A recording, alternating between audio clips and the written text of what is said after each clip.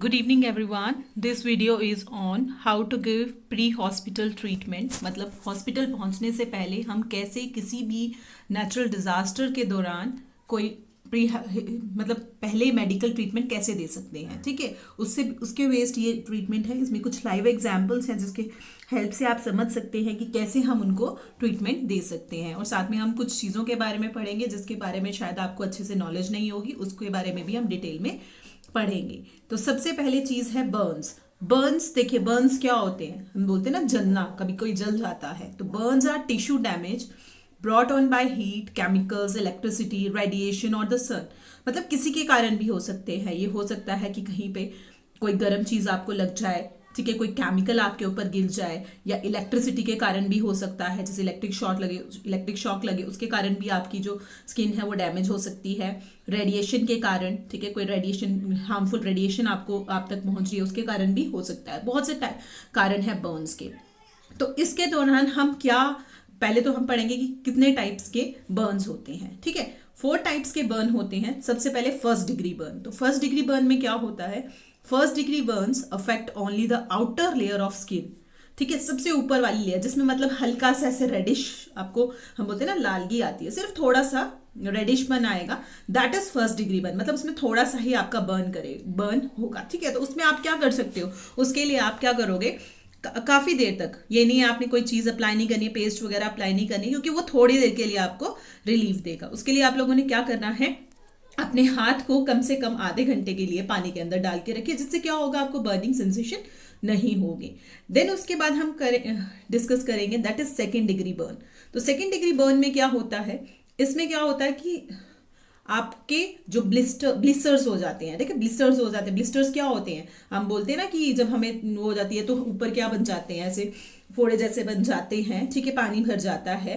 ठीक है, that is second degree. उसमें क्या होता है कि थोड़ा सा आपकी जो लेयर है, ठीक है, second degree Burns involve the epidermis and part of the lower layer of skin. मतलब स्किन की नीचे से की थोड़ी सी लेयर उसमें इन्वॉल्व होती है, जिसके कारण क्या होते हैं, ब्लिस्टर्स बन जाते हैं। ठीक है, तो उस केस में भी जैसे मतलब जब आपको लगता है कि आपका हाथ जला है या कुछ भी है, तो आप लोगों को यही करना चाहिए, उसको अपने हाथ को पानी के अंदर रखना चाहिए। ठीक है, पानी के अंदर काफी देर तक रहेंगे, उससे क्या होगा, ब्लिस्टर्स नहीं होंगे और आपको जो है दर्द भी कम होगी, जलन भी कम होगी। उसके बाद आपका आ गया थर्ड डिग्री। थर्ड डिग्री में क्या है, destroy the epidermis and dermis. वो हमारे एपिडर्मिस और डर्मिस को क्या करता है, डिस्ट्रॉय करता है। थर्ड डिग्री बर्न में क्या होता है, it destroys the epidermis and dermis. मतलब स्किन के नीचे की लेयर भी ये डिस्ट्रॉय हो जाती है। They way go into the inner most layer of skin. ठीक है, द बर्न साइड में लुक व्हाइट और blanket.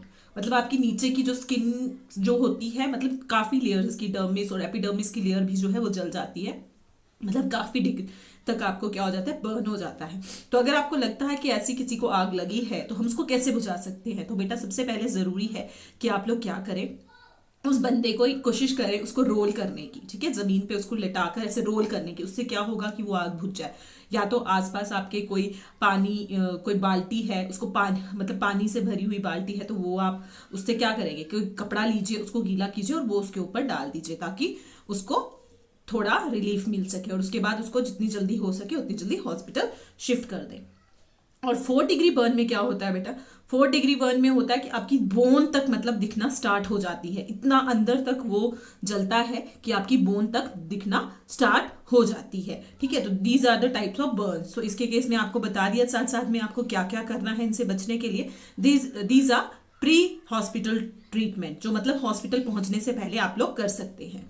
Then second we will discuss about, तो ये देखिए जिसमें डिग्री ऑफ स्किन बर्न्स कैसे कैसे हैं, ये देखिए क्या क्या है, देखो कैसे कैसे चले हैं। अब आप देखोगे फर्स्ट में थोड़ी सा, सेकंड में ब्लिस्टर्स हो गए, थर्ड में ज्यादा अंदर तक चले गए तो रेड रेड ज्यादा रेडिश हो गया, फिर थर्ड में सबसे नीचे वाले में क्या हो गया, बिल्कुल ज्यादा। ठीक है, तो इसमें आप लोगों ने क्या करना है, कूल द बर्न। तो वही पानी से apply aloe vera, bandage the burn. ठीक है, टेक अ पेन रिलीवर। तो डोंट यूज ऑयल्स नहीं आपने यूज करने, डोंट यूज एग भी नहीं, डोंट पॉप ब्लिस्टर्स, उनको फाड़ना नहीं है, डोंट यूज आइस भी नहीं करनी, क्योंकि आइस से कभी कभार जब हम उसको रगड़ते हैं तो हो सकता है कि उससे हमें कोई इफेक्ट हो जाए।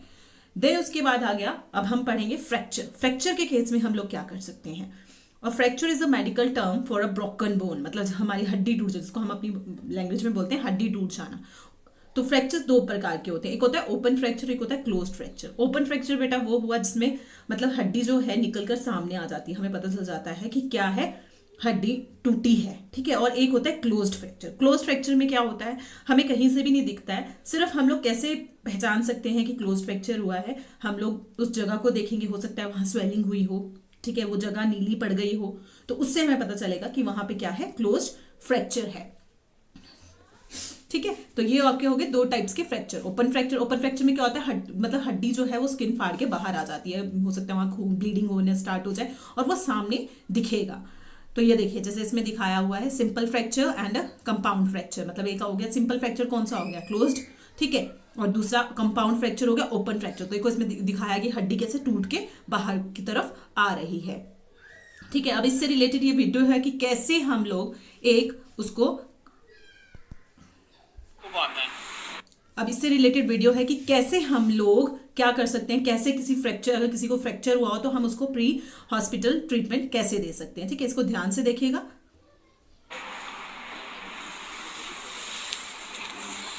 क्या होगा, आपने कोई भी दो चीजें ले लेनी है, सख्त चीजें, हार्ड चीजें, जैसे पट्टी हो गई, पट्टी नहीं मिलेगी आपको, गत्ता होता है जो, उसको डबल या ट्रिपल लेयर बना के वो ले लिया, या गर्म पंखों के पर होते हैं उनका भी यूज़ कर सकते हो अगर आपको नेक में या कहीं और पे फ्रैक्चर हुआ है। तो आपने वो दो चीज़ें लेके, जैसे इनको इस तरह जहाँ पे फ्रैक्चर हुआ है तो आप सिंपल इस तरह से एक आगे एक पीछे करके रखना है।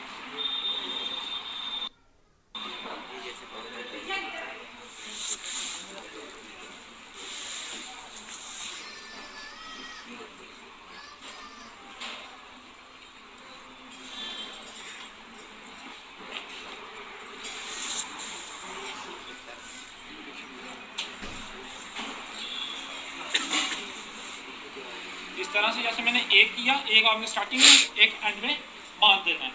बांधने के बाद आपने क्या करना है,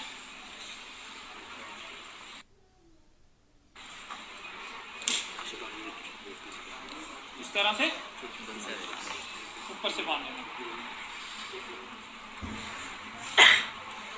इससे क्या होगा, मूवमेंट जो है बंद हो जाएगी, जो फ्रैक्चर जितना है उतना ही रहेगा, उससे ज़्यादा नहीं बढ़ेगा।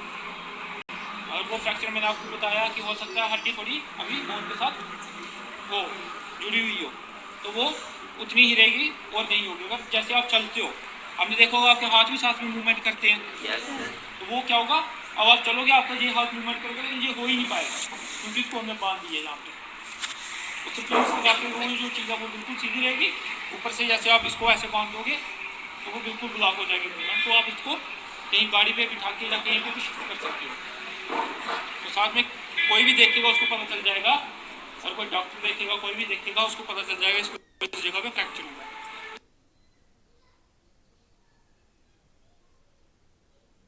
तो वो जल्दी से इस जगह का एक्सरे निकालेगा, देखेगा, चेक करेगा कितना फ्रैक्चर है, क्या है, तो वो उसके अकॉर्डिंग ट्रीटमेंट करेगा।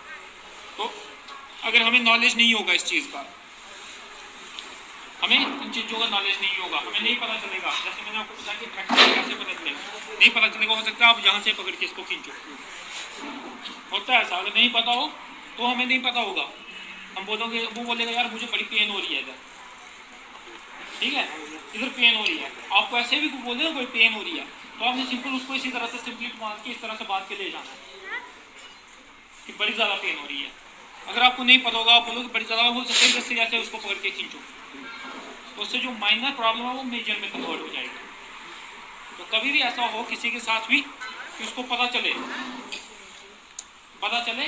कि क्या हुआ है, कि कोई बोले कोई गिर गया आपके सामने, या कोई बाइक चला रहा था बाइक से गिर गया, बोले मुझे यार बड़ी ज़्यादा पेन हो रही है बाजू में, जब मुझे बड़ी ज़्यादा पेन हो रही है टांग में, तो आपने सिंपल इस तरह से आपने कोशिश करनी है, इम्प्रोवाइज मेथड उसको बोलते हैं, कि आपके सामने कोई भी चीज़ आप वहाँ पे पड़ी हुई उसका किस तरह से यूज़ करते हैं, इस तरह से लेके आपने कोई भी कपड़ा लेना है उसके साथ उसको बांध के उसकी मूवमेंट को बुला सकते हैं। अगर किसी की टांग में लगी है तो उसको वहाँ पे बिठा देना है, लिटा देना उसको बोलना तू ज़्यादा इतना आगे पीछे नहीं चलना, कोई बात नहीं, तू इधर लेट जा, मैं आगे पीछे।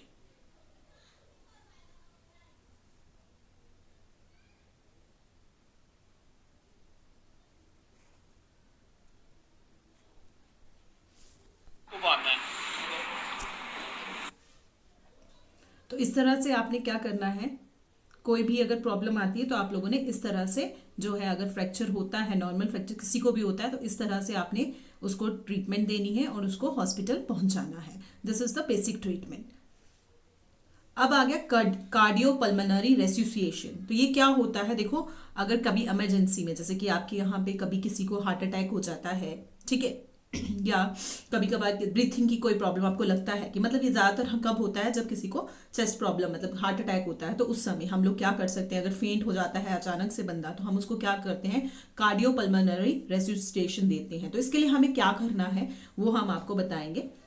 This is a basic thing जो हम लोग मतलब उसको हॉस्पिटल पहुंचने से पहले दे सकते हैं। देखिए इसमें क्या है, ले the person on their back and open there airway. तो आप लोगों ने सबसे पहले क्या करना है, उसको कहाँ पे लेटाना है, उसको ऐसी जगह पे लेटाना है जो हार्ड हो। ये नहीं है कि बेड के ऊपर लेटाना है, नहीं, आप उसको जमीन पे नीचे छोड़ दीजिए, हार्ड सरफेस पे आप लोगों ने उसको छोड़ना है। और फिर आपने देखना है कि जैसे हम लोग सांस मुंह से लेते हैं तो उसकी जो टंग है वो टंग जो है वो फोल्ड तो नहीं होगी, अगर फोल्ड हो गई है तो हमें वो टंग जो है उसकी सीधी करनी है। If they are not breathing start CPR. तो अगर वो ब्रीथ नहीं कर रहे हैं, आपको लगता है कि वो ब्रीथिंग नहीं ले रहा है तो उसको हम लोग क्या करेंगे, सीपीआर देंगे। सीपीआर में हम लोग क्या करेंगे, पहले सबसे पहले उसको चेस्ट कॉम्प्रेशंस देंगे, ठीक है, 30 चेस्ट कॉम्प्रेशंस देंगे। फिर उसको हम लोग क्या करेंगे, 2 रेस्क्यू ब्रेथ्स देंगे, ठीक है, इसमें जैसे दिखाया हुआ है, उसको सांस देंगे मुंह से, ठीक है। इसको हम लोग तब तक रिपीट करते रहेंगे जब तक एम्बुलेंस नहीं आ जाती या हम उसको हॉस्पिटल नहीं पहुंचा देते। क्योंकि हो सकता है कभी कभार क्या होता है कि हमारी जो ब्रेन में मतलब हमारा हार्ट जो काम करना बंद कर गया होता है और हमारा ब्रेन जो है वो काम करना भी उसने स्टॉप नहीं किया होता है। तो अगर हम ऐसा करेंगे तो हो सकता है कि फिर से उस बंदे में जान आ जाए, ठीक है। तो ये देखिए इसमें चेस्ट कंप्रेशन का क्या होता है कि अगर आपने किसी अडल्ट को देनी है तो आप लोगों ने इस तरह से देनी है, अगर चाइल्ड को देनी है that is with the help of your hand, 1 hand, और अगर इन्फेंट को देनी है तो उसको आपने 2 फिंगर्स की हेल्प से देनी है। तो यहाँ पे बताया भी है कि अगर कोई अडल्ट है तो उसको प्रेस जब करना है उसकी चेस्ट कंप्रेशन देते वक्त दैट इज 2 इंचेस, मतलब 2 इंचेस उसको डाउन। चाइल्ड के केस में भी वैसे ही करना है, और अगर बच्चा है तो उसको थोड़ा सा ही हम लोगों ने क्या करना है, कम उसको प्रेस करना है सीपीआर देते वक्त। तो ये आपने ये चीज ध्यान में रखनी है। अब इसका लाइव एग्जांपल हम आपको दिखाएंगे।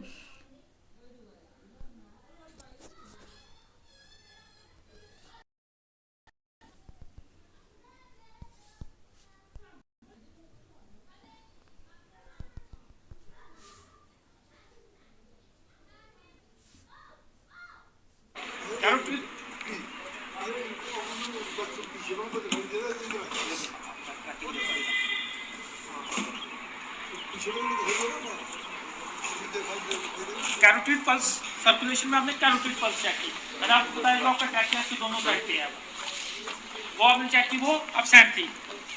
कैरोटिड पल्स के साथ आपने ब्रीथिंग चेक की, ब्रीथिंग में rise and fall of chest वो देखा।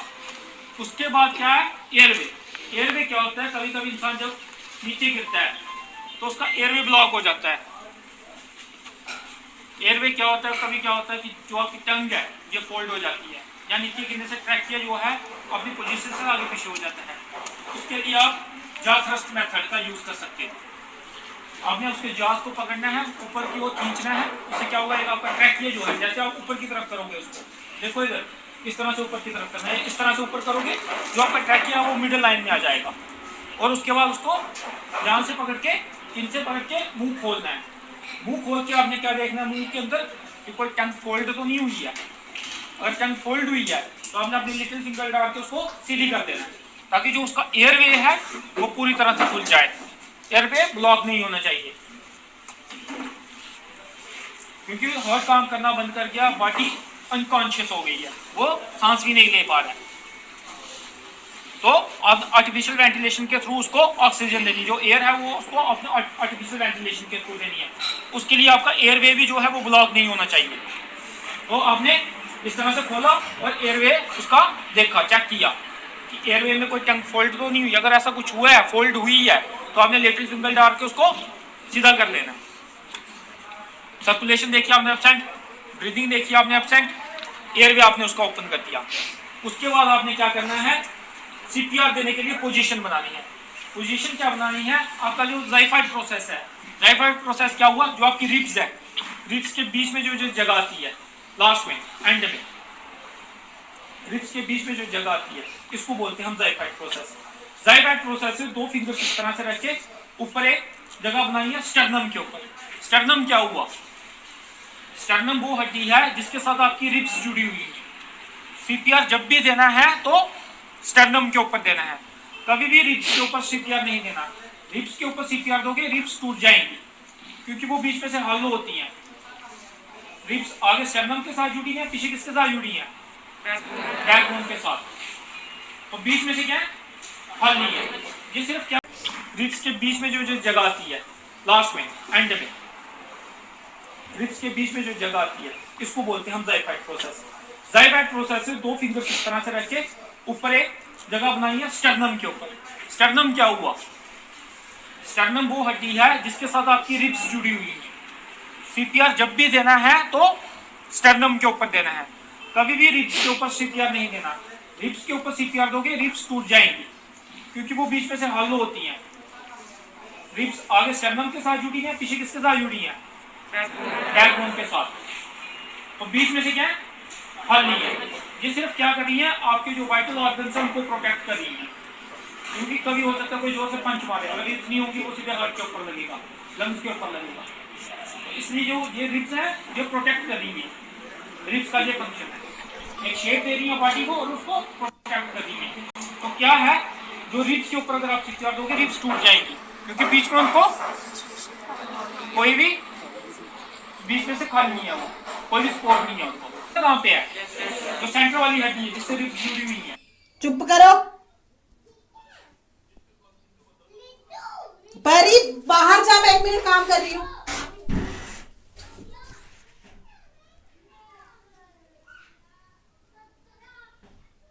क्या है, दोनों रिब्स जहाँ से आती है, जहाँ पे जो खत्म होती है सेंटर में, स्टर्नम के नीचे, जहाँ से दो फिंगर्स नहीं है, स्टर्नम के ऊपर पोजीशन बनानी है। पोजीशन क्या बनानी है आपने, आपका जो मास्टर हैंड है, देखते रहो उधर, जो मास्टर हैंड है, सुनना मुझे, देखना इधर है। जो आपका मास्टर हैंड है उसको आपने नीचे रखना, उसके ऊपर दूसरा मास्टर हैंड वो हो गया जिससे आप सारे काम करते हो। जैसे राइट हैंड मैक्सिमम लोगों का मास्टर हैंड होता है, और उसको नीचे रख के दूसरा इसके ऊपर, और जो शोल्डर्स हैं बाजू बिल्कुल स्ट्रेट होनी चाहिए, और घुटनों के बल बैठ जाना है। और जब भी सीपीआर देना है हमेशा हार्ड सरफेस के ऊपर देना है, कभी भी बेड के ऊपर सीपीआर नहीं देना है, वो इफेक्टिव नहीं होगा, उससे इंजरी हो सकती है। अगर बंदा रिवाइव भी कर जाएगा, हो सकता है उसको सर्वाइकल हो जाए या कोई और प्रॉब्लम हो जाए, तो वो इफेक्टिव ही नहीं होगा पहली बार। तो उसको आपने बेड से उठा के नीचे फर्श पे लिटा देना है। उसके बाद आपने इस तरह से पोजीशन बनानी है, बेड जो होगा वो आगे की तरफ पड़ा हुआ होगा। तो क्या किया आपने, पोजीशन पता चली कैसे बनाई। ज़ाइफाइड प्रोसेस से दो फिंगर्स रखी स्टर्नम के ऊपर, इस तरह से दो फिंगर्स, ये ज़ाइफाइड प्रोसेस के ऊपर इस तरह से दो फिंगर रखी, और जहाँ पे जो जगह बनी वहाँ पे इस तरह से उंगली रखी। फिर आपने मास्टर हैंड उस जगह पे रखा, उसके ऊपर दूसरा हाथ रख दिया, इस तरह से घुटनों के बल बैठ गए और वेट आगे की तरफ, इस तरह से आपने पोजीशन बनाई। उसके बाद आपने क्या करना है, 30 कंप्रेशंस, 30 चेस्ट कंप्रेशन, 30 बार हार्ट को दबाना है, सिंपल 30 कंप्रेशंस देनी है इस तरह से, गिनते जाना सामने, 1 2 3 4 5 6 7 8 9 10 20 30। स्पीड होनी चाहिए 100 इंटू पर मिनट, मतलब 1 मिनट में आप 100 कंप्रेशंस दो, इतनी स्पीड होनी चाहिए आपको, जल्दी से देनी है। और 30 कंप्रेशंस देने के बाद दो आर्टिफिशियल वेंटिलेशन। आर्टिफिशियल वेंटिलेशन के वक्त क्या ध्यान रखना है, एक साफ कपड़ा होना चाहिए मुंह के ऊपर, उसके बाद उसके नाक को बंद कर लेना। नाक को क्यों बंद करना है, आप जो मुंह से दे रहे हो वो नाक से बाहर ना निकल जाए सांस, वो उसके लंग्स में जानी चाहिए। समझे आप क्या हो रहा है, क्या हो रहा है, क्या काम कर रहे हैं आप, तो बॉडी काम करना बंद कर गई है, बॉडी अनकॉन्शियस हो गई। अभी हम कॉन्शियस हैं, सांस ले रहे हैं, हर काम कर रहा है, ब्लड सर्कुलेशन हो रही है, बेहोश हो जाऊंगा मैं, इधर गिर जाऊंगा, ठीक है, अनकॉन्शियस हो जाऊंगा। आपने क्या किया, जब कैरोटिड पल्स बंद हो गई है, हर काम करना बंद कर दिया, उसके साथ क्या लंग्स भी काम करना बंद कर गई है। अब हम क्या कर रहे हैं, लंग्स का काम क्या है, वो ऑक्सीजन को अपने में स्टोर करके रखती है, ठीक है। वो क्या करना है हमने, जो हम सांस ले रहे हैं वो बंद हो गई है लेना। अब हम कैसे स्टोर करके रखेंगे लंग्स में ऑक्सीजन को, हम आर्टिफिशियल वेंटिलेशन देंगे तो वो ऑक्सीजन वो लंग में स्टोर होगी। और हार्ट को क्या कर रहे हैं हम, पंप कर रहे हैं, और वो जो ब्लड है हार्ट का कहाँ जा रहा है, लंग्स में। लंग्स में से ऑक्सीजनेटेड ब्लड लेगा और आगे सर्कुलेशन होगी। समझे? नेक्स्ट टॉपिक है ब्लीडिंग। ब्लीडिंग में हम लोग पढ़ेंगे हाउ टू कंट्रोल ब्लीडिंग, हमें ब्लीडिंग कैसे कंट्रोल करनी है। सबसे पहले तो हमें उस पर जहाँ पे भी आपको लगी है उस पर डायरेक्ट प्रेशर बनाना है, ठीक है, अपने हाथ से उसको दबाना है ताकि ब्लड चलना बंद हो जाए। अगर नहीं होता है फिर आपने क्या करना है, उसको जहाँ पे भी आपको कट लगा है उसको अपने से हाई पोजीशन पे रखना है, क्योंकि हम बोलते हैं ना कि हम उसको खड़ा करके रखेंगे तो ब्लीडिंग होना बंद हो जाएगी। और तीसरा है आपका प्रेशर पॉइंट। तो प्रेशर पॉइंट क्या होता है कि जहाँ से आप लोगों को ब्लड की सर्कुलेशन होती है, जो आर्टरीज वेन्स आपकी करती है, उसको आपने क्या करना है, प्रेशर देना है, प्रेशर से दबाना है ताकि क्या हो कि ब्लड चलना बंद हो जाए। या तो लास्ट में आपका क्या है, टॉर्नेट करना है। This is the last procedure जो आपने करना है। तो इसका लाइव एग्जांपल हम आपको दिखाएंगे, तो see how to do this.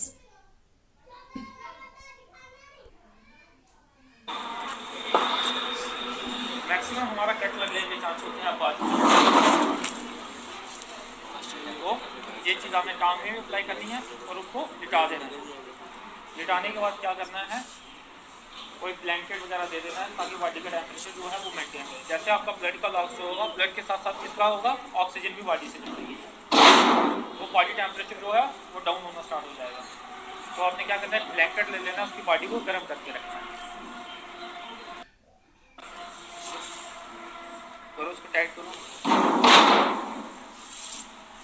जैसे टाइट होगा वो पता चल जाएगा आपको खुद, ब्लड की सर्कुलेशन होना। हॉस्पिटल काफ़ी दूर है, आपको लगता है कि 1 या 1.5 घंटा लग जाएगा और 1 घंटे में हो सकता है किसी का 1 लीटर ब्लड लॉस हो जाए।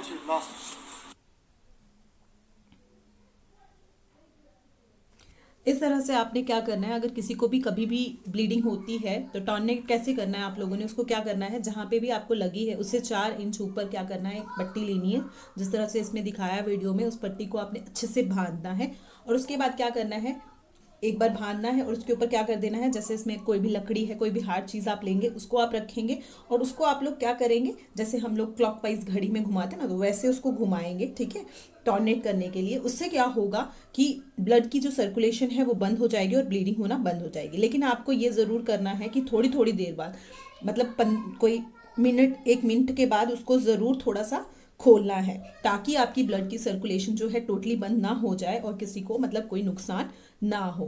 तो होप आपको ये समझ आया होगा अच्छे से, जो भी आपको प्रैक्टिकल दिखाया है। तो प्लीज़ इस सबको इसके आप अच्छे से देखिएगा, क्योंकि ये हर किसी के लिए जो है बहुत ज़्यादा फ़ायदेमंद है, क्योंकि बेसिक जो प्री मेडिकल ट्रेनिंग है वो होनी चाहिए, आप लोगों को आनी चाहिए, क्योंकि कभी भी हम कहीं भी जाते हैं तो ऐसा हादसा कहीं पे भी हो सकता है। तो होप आपको ये अच्छे से समझ आया होगा। Thank you and have a nice day.